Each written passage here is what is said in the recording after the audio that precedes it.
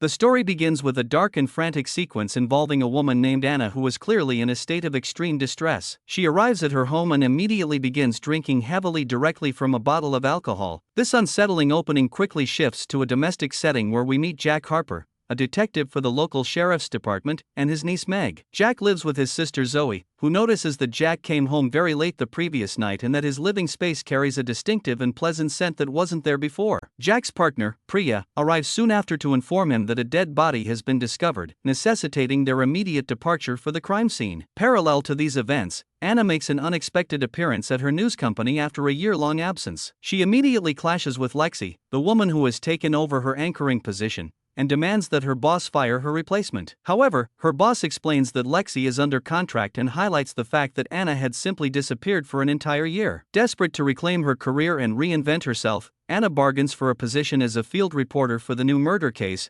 arguing that her local roots will help her get people to talk. She specifically requests Richard to be her cameraman, a man who happens to be Lexi's husband. At the crime scene, Jack is visibly shaken when he sees the victim, though he manages to suppress his emotions in front of his colleagues. The scene is gruesome, particularly because the victim's fingernails are missing. Jack takes charge and issues strict orders that the victim's identity must remain confidential and that her phone must be located and brought directly to him without being turned on. Anna arrives at the scene shortly after and meets Richard. While Priya discovers a footprint that could be a significant lead, Jack dismisses it as useless, claiming the area is too high traffic for such evidence to matter. When Jack addresses the media to give a brief statement, Anna pointedly asks him if it is true that he knew the victim. This question causes Jack's composure to crack momentarily, and later he tells Priya that Anna is simply a reporter looking for a sensational story. Meanwhile, Anna begins a subtle psychological manipulation of Richard, bringing up his wife Lexi's rising fame and suggesting that he must feel sidelined or lonely because of her busy schedule. Jack, watching them from a distance, begins to grow suspicious and follows them to a hotel, where he discovers that Anna is actually his estranged wife. This revelation adds a layer of personal complication to the investigation as Jack calls for a background check on Richard. Anna eventually visits her mother, Alice, who is struggling with significant cognitive decline. Alice is overjoyed to see her daughter, but the moment is interrupted when Jack arrives. It is revealed that Jack has been the one caring for Alice during Anna's long absence. During a private conversation, Jack confirms to Anna that the murder victim was her childhood friend, Rachel Hopkins. Rachel was stabbed 40 times, and Jack warns Anna not to leak this information. However, Anna's realization of her mother's condition is heartbreaking. Alice was recently found wandering naked in the street, and Jack explains that he moved back to the area specifically to look after her because he had nowhere else to go after Anna left him following the death of their own child. While exploring her old belongings, Anna finds a camcorder containing footage from her 16th birthday, showing her with Rachel and their other friends, Zoe and Helen. As the forensic investigation into Rachel's death continues, the doctor reveals that she was likely killed by someone she knew,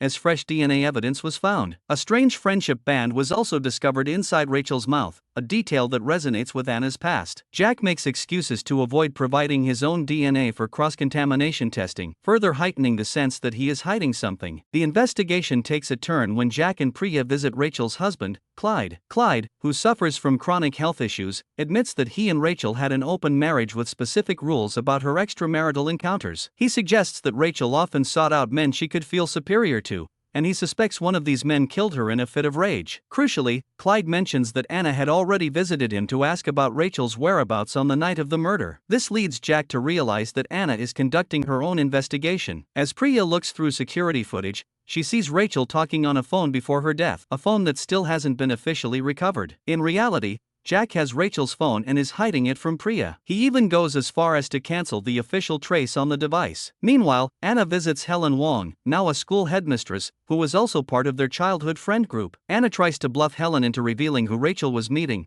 but Helen remains guarded, hinting that a 20-year-old secret involving 5 girls, Rachel, Zoe, Helen, Anna, and a girl named Catherine, is far more explosive than it seems. Jack's behavior becomes increasingly erratic as he tries to unlock Rachel's phone. He eventually uses her corpse at the morgue to bypass the biometric lock, a desperate act that allows him to see messages between Rachel and Helen. It becomes clear that Helen was worried about Jack's involvement. Back in his personal life, Jack's sister Zoe confronts him about his relationship with Rachel, admitting she smelled Rachel's perfume on him the night of the murder. Jack confesses he was with Rachel but insists he didn't kill her. His secretiveness is further compromised when the forensic lab worker tells Priya that Jack was looking for a wedding ring at the morgue, despite the fact that Jack doesn't usually wear one. As the investigation narrows, Priya finds a mask in Clyde's trash, but she also receives evidence of size 10 boot prints from the crime scene that match Jack's boots, whereas Clyde wears a different size. Jack tries to deflect suspicion toward Clyde, but Priya's focus is starting to shift toward Jack himself. The narrative shifts back to the trauma of Jack and Anna's past. Anna remembers the night their daughter died. They had left the crying baby with Alice, and the guilt has clearly fractured their marriage. In the present,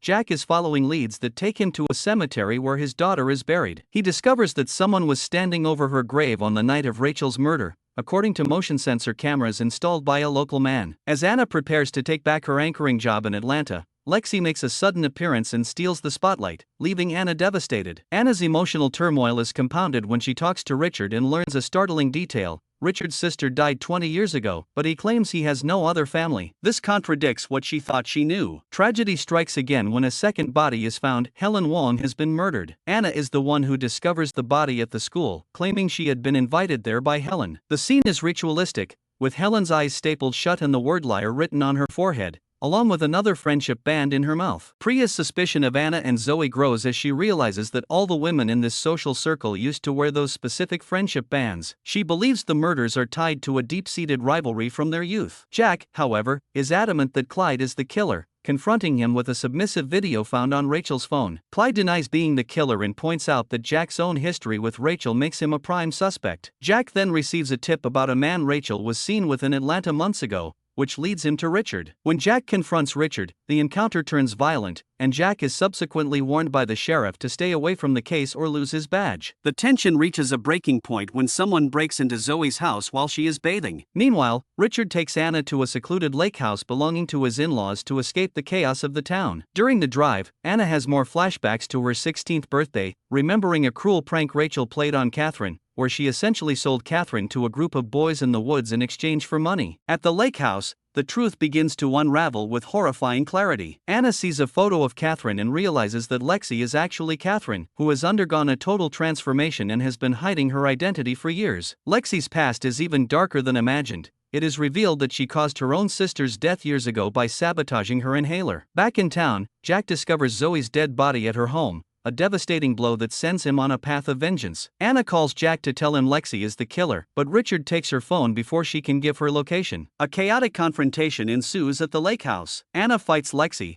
and Richard attempts to intervene. Jack arrives just as the police, led by Priya, close in on the location. Priya, having figured out Lexi's true identity and the fact that Rachel and Helen were blackmailing her over her sister's death, arrives in time to shoot Lexi before she can kill Anna. In the aftermath, it seems like the case is closed. Lexi was the killer, motivated by the blackmail and the trauma of what happened in the woods 20 years ago. However, the true ending is revealed a year later. Anna is pregnant and Jack is helping raise Zoe's daughter. While visiting her mother, Anna finds a hidden letter from Alice that changes everything. The letter reveals that on that fateful 16th birthday, it was actually Anna who tried to help Catherine when the boys attacked, and in doing so, Anna became the victim of a horrific assault while the other girls, Rachel, Helen, and Zoe, simply watched and did nothing. Alice, whose dementia was a carefully maintained facade, had witnessed the truth on the old camcorder tapes. Driven by a vengeful love for her daughter and the grief of losing her granddaughter, Alice was the one who killed Rachel, Helen, and Zoe. She used her knowledge of the town and her old keys from working as a school cleaner to carry out the murders and frame Lexi,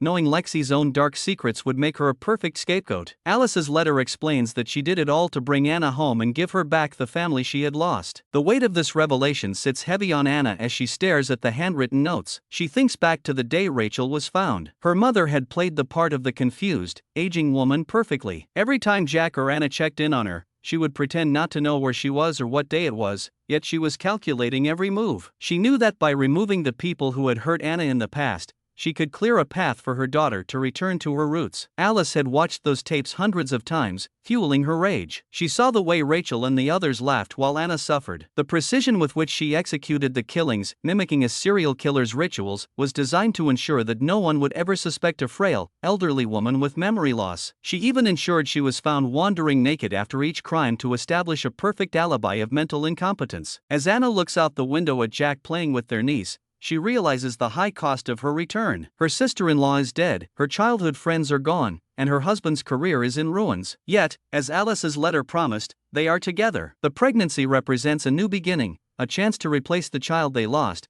but it is a beginning built on a foundation of blood and secrets. Anna doesn't feel the horror she expected to feel. Instead, there is a chilling sense of gratitude. She sees her mother's actions not as madness, but as the ultimate, albeit twisted, sacrifice of a parent.